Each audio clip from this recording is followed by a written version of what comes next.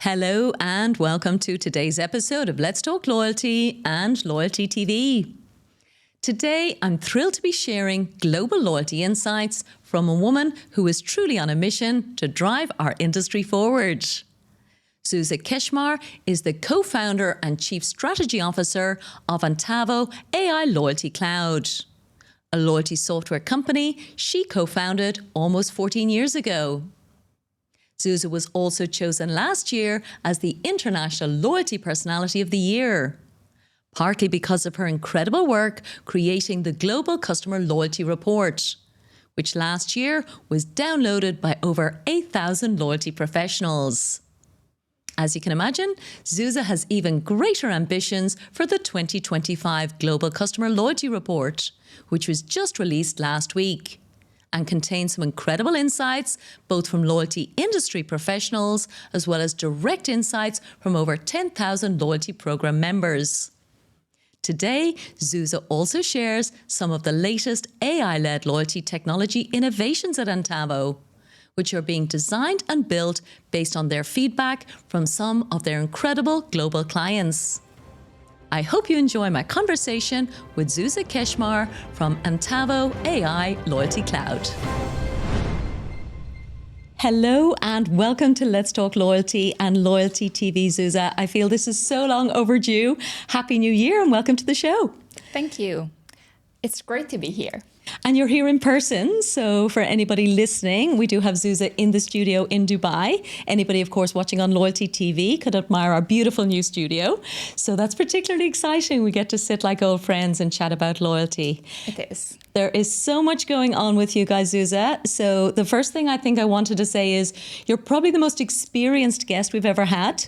You just casually mentioned that you had a radio show for 5 years before. So before we even get into anything, just tell our audience you actually have an amazing background in broadcasting. Exactly. When I was a student at university, I was just really interested in radio. And back then, so it was before the podcast era. Yeah. It had this charm that once it's aired, it's gone. And it is really exciting. And for 5 years, I produced shows about culture, about love. We even had a matchmaking show. Oh my God. So it was, I have to say, it was pre-GDPR. Today, it wouldn't go any way like that, how it went back then. But it was a very nice experience and it helped me to be very sharp in my brain and then really mean what I say. Yes. Well, I can hear that coming through. So well done you. And I feel like we need a separate conversation off air at some point about that, because I think I have a little hankering to actually do real broadcasting if I talk about it that way as well. So thank you for that little insight. So let's get into today's conversation, Zsuzsa. As you know, we have a couple of opening questions that we really like to start the show with, and for a couple of different reasons. We've always in the past talked about favorite loyalty programs, and we will talk about your favorite loyalty program. But I have a new question for this year. And the reason I want to ask you this really is just to get a sense of what has really helped you to learn either about loyalty or about business. And I think actually you told me you're going to have one for each. So let's kick off the new year and get a sense of what is your favorite book that you could recommend for our audience. My favorite, I have these two favorite books. One is about loyalty and the other is about life and business, but mainly life. And in so many ways, business is just life.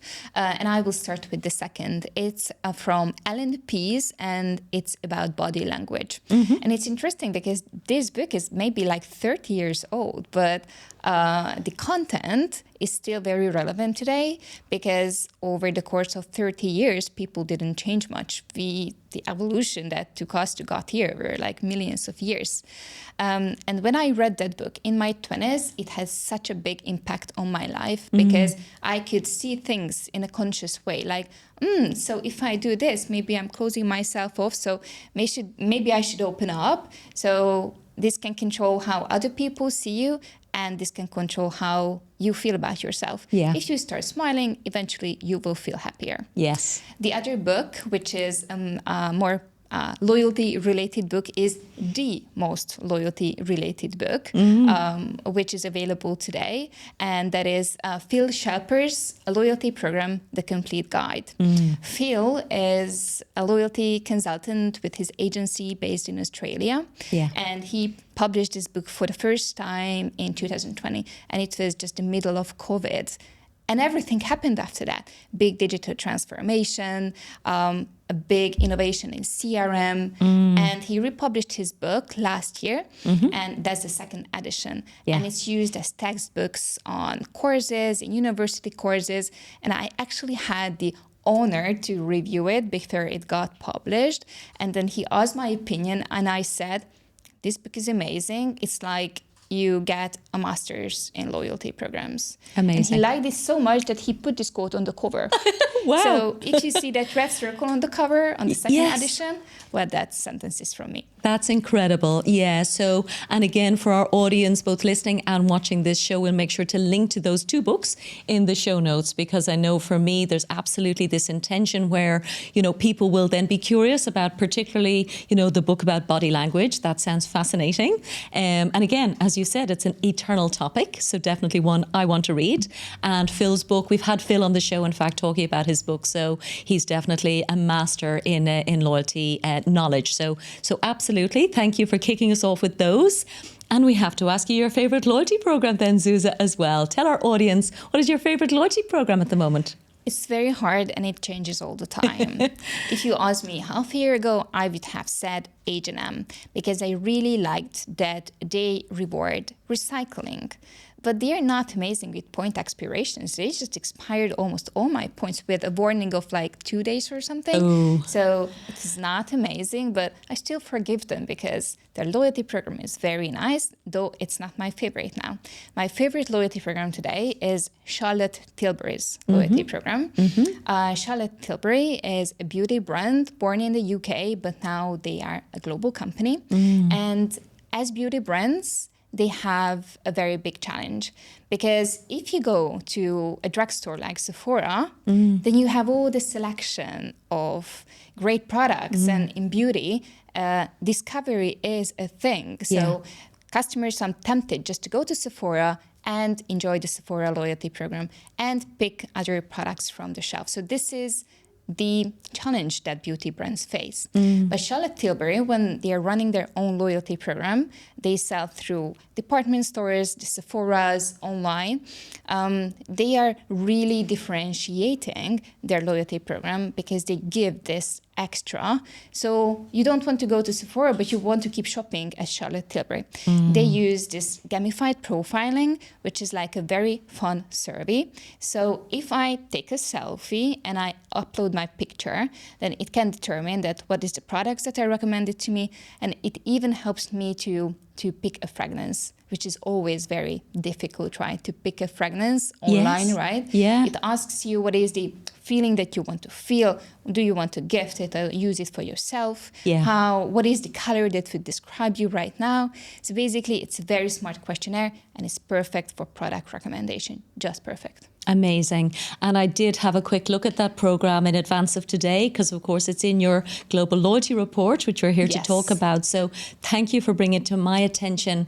I think what immediately struck me about that is for an individual makeup artist to become a global brand in such, I'm going to say, a ruthless industry, because I think obviously the scale of the companies that operate in, particularly in makeup, and I don't particularly buy expensive makeup, but that actually is extraordinary that I'm even aware of a fairly new brand like that. So definitely we'll have to try and get Charlotte Tilbury on the show. So if anybody knows their loyalty program or loyalty manager, please let us know. So we are off to a flying start. And as I said, there's lots we're going to talk about today. Before we do that, Zsuzsa, I'd love to just get a sense of, I suppose, you and the origins of the company that you've co-founded. It's kicking up a storm, I would say, in terms of everywhere I go, I see Antavo and your AI propositions coming through so powerfully. And I know you're still a fairly young company. So would you mind just explaining to our audience, where did the origins of this idea come from? Because again, this is a competitive industry with lots of technology out there. So tell us your background. I have a very profound memory from my childhood. when I was 14 and I started high school, the teacher divided us into two groups for the computer science class. One was like a normal group, and the other one was the advanced computer science class. And she didn't know better, and I forgave her, of course, already, but she asked who has a computer at home, because she thought that this is a nice way to determine if someone has already the experience with computers or not. It is not a nice way. So I didn't raise my hand, because in 2002, in rural Hungary, we didn't have a computer at home. So I got into the average class, and we needed to walk through the advanced classes classroom every time when that class happened, and I felt this shame. I felt discriminated against not having a computer at home. And this memory is so profound that I thought that, like, when I grow up, I want to do something that helps people to use technology so they don't need to face what I faced. And this is what we are doing today, actually, that we help business users, like a loyalty manager, to use technology in an impactful way. And I was just out of university when I teamed up with my co-founders for Hungarians in London. We had this big ambition and founded Antavo. It was quite long ago, but it was a different product. And we are in loyalty since 2016. Amazing. Wow. Thank you for sharing the personal story. It's amazing. I don't think teachers always realize that they can really upset students, I'm sure unintentionally, as you said, but that planted a seed, and I think an ambition for you, which I guess we're now grateful for. And as you talk about your technology, I know we talked a little bit about it. It definitely resonated with me as somebody who's never done computer science, who's only been the business user, who knows exactly what I want to do and wouldn't have a clue how to do it. I've never been in a computer science class. So I think you have identified a need state that is pretty unique. So thank you for sharing the origin story. Let's get into the main topic first of today, though, of course. So last week, you just launched the 2025 Global Customer Loyalty Report. Yes. So first of all, congratulations. I know it's a huge amount of work. Yes. You must be Thank exhausted. Oh, yeah. We do this every year. Yeah. And every year we say it will be shorter. Yeah. Because it's 80 pages. Wow. And I'm so sorry I don't have a printed copy with me, because the print version is still ongoing. Yeah. And we haven't printed out the copies yet. Yeah. But it's 80 pages. It's full of great, amazing numbers and very nice graphics. Yeah. We always have this astronaut on the cover who is the future-seeking adventurous marketeer. And that happened this year too. But there is another person or persona on the cover, and that is like a robot which represents AI. Yeah. Because today, marketeers have this ally. They have AI to help their work, and not only in our product, Antavo, but in general in the world. Now we have allies, so we can do our jobs better. Totally, totally. We were just talking about it, actually. We haven't done too much with AI as content producers ourselves, but again, that we have to and we want to. So it's definitely something that I think we're all equally inspired, sometimes terrified. So I know you guys are the experts on AI as well in terms of that. So we'll definitely come to talking about that. But let's talk about the report first and foremost. Last year, you had an incredible 8,000 people downloading that Global Loyalty Report.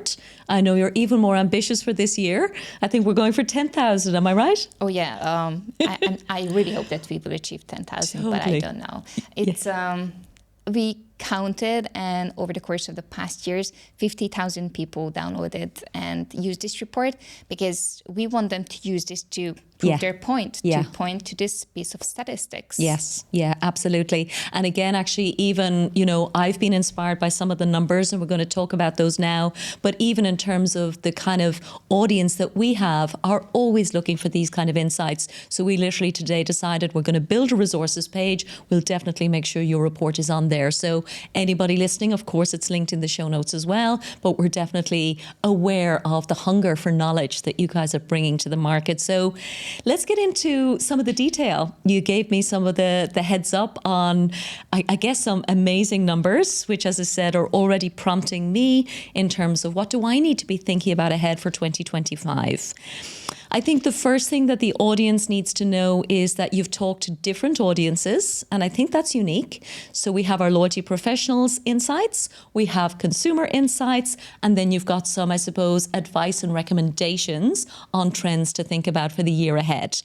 Yeah. Besides that, we also analyzed our own data because Antavo is a technology company, and brands like KFC or Benefit Cosmetics or Scandic Hotels or Hyatt or big fashion companies we can't mention, unfortunately.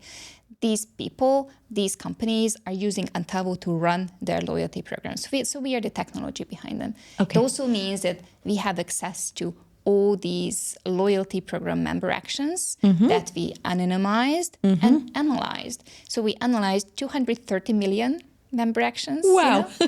And this report got a bit bigger in scale too, because last year we asked 600 marketers globally. This year we asked 2,600. Last year we've done 1,500 minutes of qualitative interviews. Wow. And this year we've done interviews too, but in a written format, so it would be easier to consume. And last year we didn't ask consumers, but this year we did. And it's 10,000 customers that we asked globally. Incredible. We have all these data from the regions and the countries and even age. So we know what boomers, what millennials, what Gen Z thinks. Incredible. And I wish we could get into every single one of these insights, Zsuzsa, but let's just pick out a couple of favorites.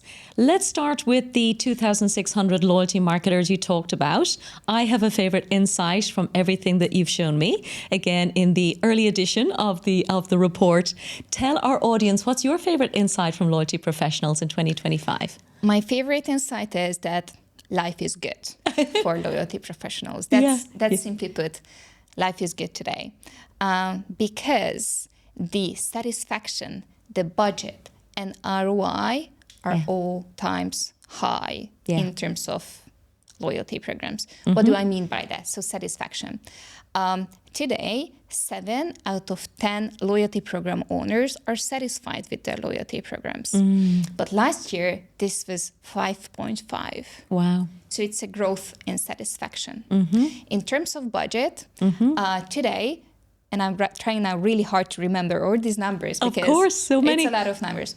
So 31.4% of budget, of the marketing budget, is dedicated to CRM and loyalty. Yeah. And this is almost 5% higher than last year. 5% in the budget, unbelievable. It's a big significant change. Yeah. And in terms of ROI, the return on investment on loyalty programs, well, 80% of loyalty professionals, 80% of companies measure the ROI. And out of those where it's positive, the ROI is 5.1. How many? Is it 5.1? 5.1. 5.1 or 5.2. 5.2. You're correct. Pardon me. I'm glancing at my notes. There you go. Hard to be perfect. And last year, this was 4.8, right? It was. Absolutely. Even 5.2 is amazing. That is 520% benefit or profit. Absolutely. It's so much, and that is better than that was last year, which is 480. It shows that loyalty programs are a revenue center and not a cost center. Yeah. And I think I said to you offline, Zsuzsa, if that was the only thing we shared with the audience today, I would be thrilled to bits, because when I was a loyalty program manager, I had no idea what a world-class loyalty program in telecommunications, as I was in at the time, what should I even be looking for in terms of a return on investment? I know there's complexity around how we measure it. We've talked a lot about that on this show, for example. There's internal ways of measuring. Some people go externally as well, of course. But to get a 5.2x return on a huge investment, as it typically is for a loyalty program, I mean, to me, as you said, times are good and we should all be super proud. And at least it gives us something to have those internal stakeholder conversations. So if somebody is measuring, for example, in excess of that, they can say, look, we're best in the world. If they're not quite at that level, it gives them something to aspire to. Yeah? Yes. Amazing. Okay, so that's the most powerful one. Again, just for people listening or watching, there's loads more in this section. How many or what percentage of program owners might want to revamp their programs, might want to re-platform their programs. So lots of detail. We're not going to get into every one today, but again, lots of reasons to download all of the 80 pages if people want to understand, if that's something that's on their own mind. So let's get into the next section then, Zsuzsa. There is a big consumer wish list. Yeah. So there's lots of different things that your consumers are telling you that they would love in terms of the programs they're members of. You've already told us there's 10,000 people you did this research with. So what struck you in terms of what consumers are asking for in loyalty programs in 2025? The most important learning for us is that consumers come for the meat and stay for the gravy. And what do I mean by that? Sure. So they come for the meat because 69% of consumers say that the number one reason for them to join a loyalty program is that there are discounts and rewards. So these are hard financial benefits, right? Yeah. And actually, that is a bit of a change compared to last year. In the last years, it was more about these money can buy experiences, these early access. Yeah. So this is which be more, if we say, emotional. But the world today, with all the financial difficulties and the big competition between companies, and I think also because of the spreading of loyalty programs, consumers want real hard rewards, which includes discounts. So marketeers need to keep this in mind.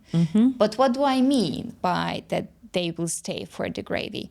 They will stay for those differentiators that set the loyalty program apart, that set the companies apart. Just like with H&M, that they reward recycling, or with Charlotte Tilbury, you can build your beauty profile. And once Charlotte Tilbury knows all about you, your skin complexion, what are the products that you like, and how you think about fragrances, they will know you, and Charlotte Tilbury will be your go-to place next time. Yeah.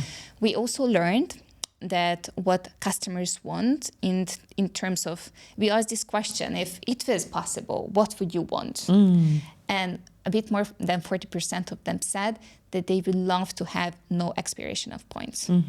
Yeah. And of course, they would love that. Of I course. would love that. Yes. I would love that. Yeah.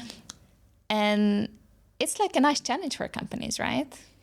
I actually agree. It's absolutely a challenge, and it's one that we need to think about. I think as an industry, we need to figure it out. I think, again, I said to you before the show today that we've had like Virgin Red on the program, on the show, and they have a program which has no expiry of points. So I have no idea how the accounting is done, how the liability is managed. But clearly, if the business decides that that's in the interests of the consumer, there has to be a way for the accounting to work.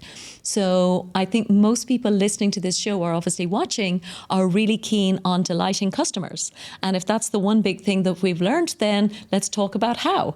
So definitely one to watch, and lots of good feedback to think about. Yeah. The next big section then, I am going to refer to my notes here as well, and this is the most exciting part, again, probably of the report for me.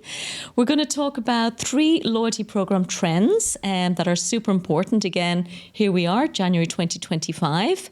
You've learned things about reward customization, gamified data collection, and also family accounts, which I also have a story about personally as well. So will you just tell me, which of these, I suppose, really resonated with you that you think, again, our audience needs to be thinking about in terms of the trends for the year ahead? Yes. So we explored strategies that consumers want, but marketeers do not use yet. Okay. And we called this like an opportunity gap. Like, here is your chance. Yeah. Here is how you can do better, dear marketeer. And the first one is about customizing the reward experience. And Nordstrom does it quite well. We brought Nordstrom as a case study. It's about how a consumer can be in charge of how the loyalty program actually works. They can pick that this is the day when I want to earn double points. Yeah. And this way they have this control. One of our customers is an electricity company in New Zealand called Mercury. And in their case, you can pick which is the day where you want to binge on electricity. Okay. Like if it's your birthday, for example. Interesting. So that was the first trend. Yes. The second trend, which was the second trend? The second trend was about gamified data collection. Gamified data collection, yes. We asked, and more than half, I think 55% of consumers said that they would be more willing to give their data if it was collected in a fun way. Yeah. And this is what Charlotte Tilbury does, right? Yes, of course. Absolutely. You need these data points in order to personalize. Yeah. And if you don't ask it, like right at enrollment, which is always a crucial point, but a bit later, in a way that is fun, even like this Tinder, like swipe left, swipe right, or that is something that is fun for you, just like how Charlotte Tilbury does, then it's more effective. Yeah, absolutely. I know one thing I've learned over the last few years, which is exactly the same, and it's a term called progressive profiling, which is exactly what you're talking about. So onboarding somebody, getting them to join the loyalty program, obviously is critical. We want to minimize friction, but then over time, you have permission and an opportunity, as you said, to basically build their profile. And if you could do it in a fun way, then of course they're absolutely going to be much more engaged and much more excited. So that is super cool. And just one statistic I liked in that was that program owners who currently offer gamified data collection is 42%. So a big opportunity gap, as you said. Then 58% of us are not doing it. So definitely a big opportunity there. Yeah? Then talk to us about family accounts, Zsuzsa. This one, as I said, for me, feels very relevant. I've just done some redemption travel. Delighted to be able to do that. But I actually found myself getting quite frustrated. And maybe this is just me personally. I shouldn't be ranting too much. But I really wanted much more freedom and flexibility on sharing points with my husband, with our kids or whatever, without necessarily having to pay a fee. Because I really found that was quite difficult. Like, I've earned the points, he doesn't have enough. Why would I have to pay, having earned them, to send them to him? So that's my personal perspective on it. But it sounds like that came through as well in your report, that more and more people want this freedom and flexibility to share what they're earning. Exactly. And it really means how people want to be seen as people.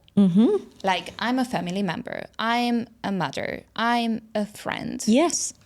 So they want to use their program, their loyalty program they are part of, as part of their lives. Yeah. In my case, I'm the one who is buying shoes, and it's my husband who is buying shoes for the kids. I really don't like to go shoe shopping with the kids. He is very okay with that. But I have a hard time transferring my points to my husband. I can't even screenshot my card because it gives me the black page, you know. So I can't earn, and they will burn because the loyalty program doesn't make it possible. Yeah. This thing has multiple names. Is it shared accounts or householding or family accounts?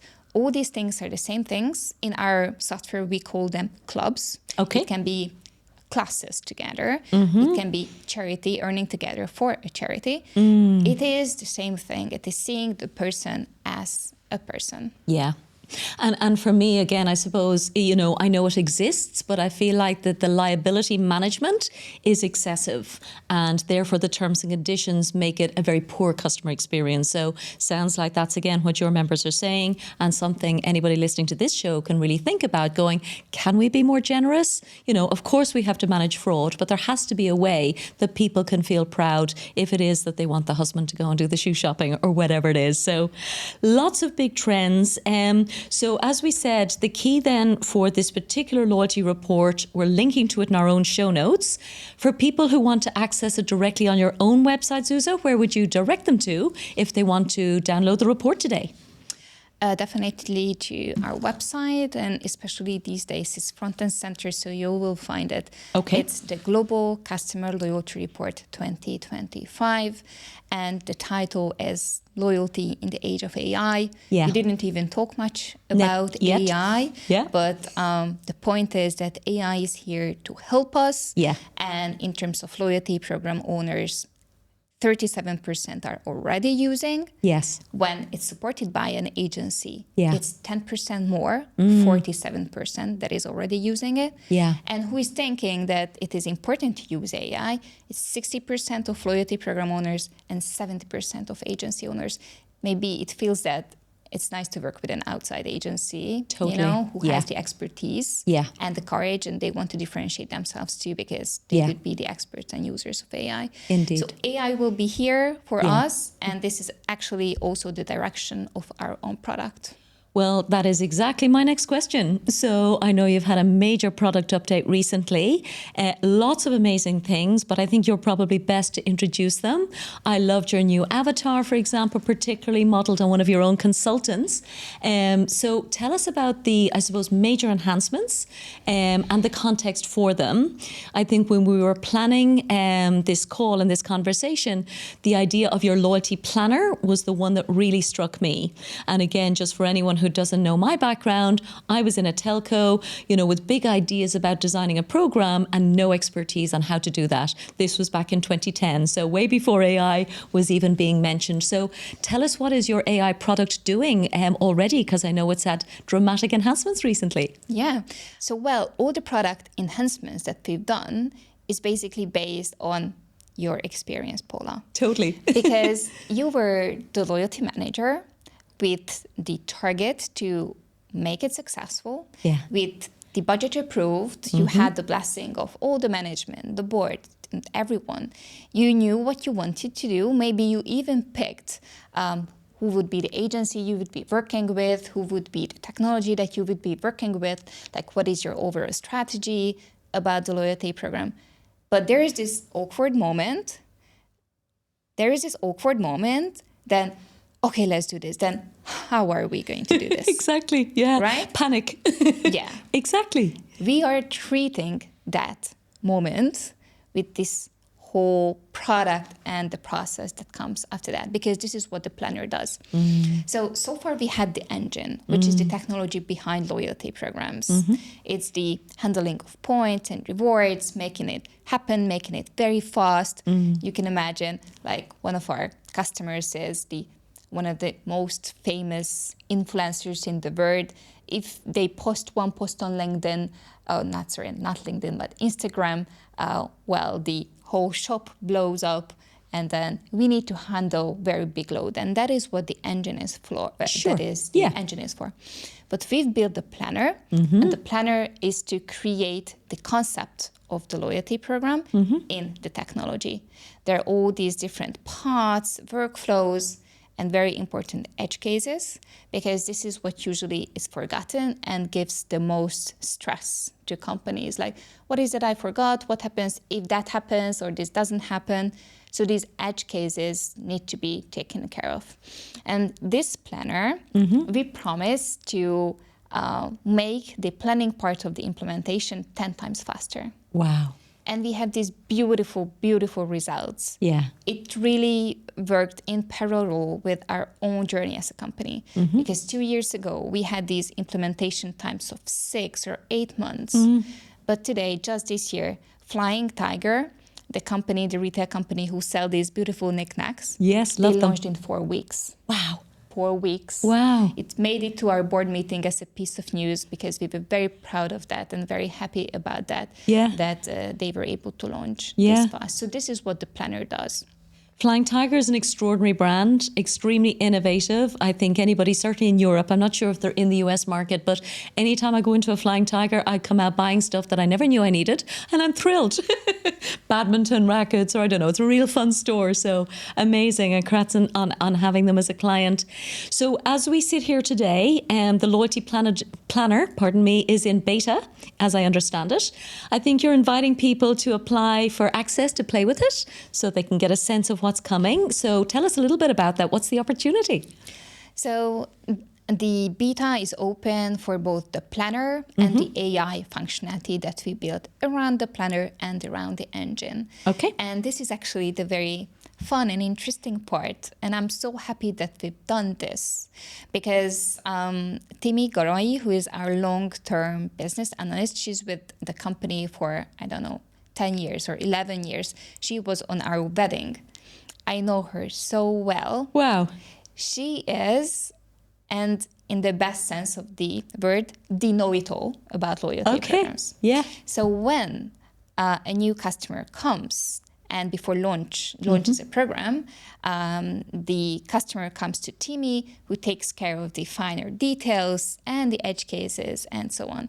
So basically, we modeled the planner based on her expertise, and we thought, why wouldn't we turn her into an AI avatar? So this is what we've done. Amazing. We turned our business analyst into an AI avatar. We called it Timmy AI. And it was a big thing when we launched it last year in October. It made it to Reuters. It was a lot of media talking about this because it was a very interesting thing. So basically, we scanned her face. And we teach the AI to all her knowledge, or Antavo's knowledge, the product's knowledge, and what we know about loyalty. So you can ask anything, and it speaks like 80 languages, and it talks like Timmy talks. This is what we've done, and it was quite fun to do it, and now it's in beta, and that is also available on the website. Amazing. I'm also very happy about the journey, how we've done this together with Timmy, because as she started off as an intern, and she become, over the course of 10 years, this, in the best sense, the know-it-all of loyalty programs, and a very valuable asset to the company. She is the best person to be turned into an AI avatar. I remember our CEO giving her a phone call, like describing the idea, like, what do you think about that, Timmy? She asked for a couple of days to think about that. Digest it, If she could give her likeness to this avatar. And then eventually she said, yes, let's do that. She is compensated for her likeness. Amazing. And also she can withdraw her consent because we know that no one has done it before. So we just want it to be like sensible, reasonable, and also flexible and respectful about it. Totally. I love that. I think she must feel truly immortalized, because she is. But as you said, you took the approach full of integrity to make sure that you had her time, her permission, the likeness, and the compensation, because everybody wants to feel like they're sharing in the success.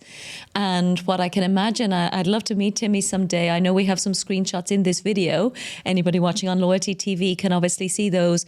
But this idea that she's now vested in making sure that that AI tool has all of her knowledge literally in real time. So as she learns, the AI learns, and everybody grows and benefits from her in 80 different languages. So you must be incredibly proud, Zsuzsa. That's an incredible achievement. I think so. And almost a lot of time saved, because AI can help us with things that it takes so much time for humans. If you think of a loyalty program and like a customer asking about why don't I have this 1,000 point and I have this 100 point? Why is this happening? Before that, companies would have needed to spend these hours in the history to figure that out. But now with the help of Timmy AI, it's a minute. Okay, well, I can't wait to play with Timmy, so please give me beta access. That's going to be super excited, given that I had the exact pain point that you've designed this for. So congrats on the new product launch. I know there's lots happening on a continuous basis. I feel like we could talk for another full hour, Zsuzsa, but our time is definitely up for today. Was there any other key point for our audience that you wanted to mention before we wrap up? I think my key point is that if you are into loyalty today, you are at a good place, because the space is growing. Loyalty programs are needed by customers. And if you download the report, you will even have the supporting numbers to convince your colleagues, to convince your management or board if they need to be convinced. Indeed. And I think the reason I fell in love with loyalty was that idea of the win-win-win. The business wins, the customer wins, and at the end of the day, everybody just feels super proud. So on that note, I'm going to say Zsuzsa Kecsmar, co-founder and chief strategy officer of Antavo AI Loyalty Cloud. Thank you so much from Let's Talk Loyalty and Loyalty TV.